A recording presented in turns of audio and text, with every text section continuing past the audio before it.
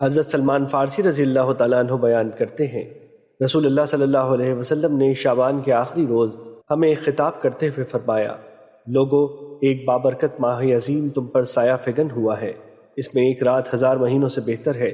اللہ نے اس کا روزہ فرض اور رات کا قیام نفل قرار دیا ہے۔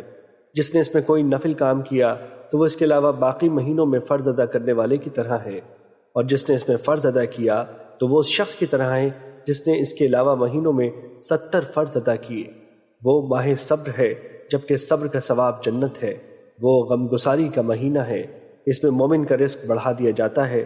جو اس میں کسی روزہ دار کو افطاری کرائے تو وہ اس کے گناہوں کی مغفرت کا اور جہنم سے آزادی کا سبب ہوگی، اور اسے بھی اس یعنی روزہ دار کی مثل ثواب ملتا ہے، اور اس کے اجر میں کوئی کمی نہیں کی جاتی۔ ہم نے عرض کیا، اللہ کے رسول، ہم سب یہ استطاعت نہیں رکھتے کہ ہم روزہ دار کو افطاری کرائیں۔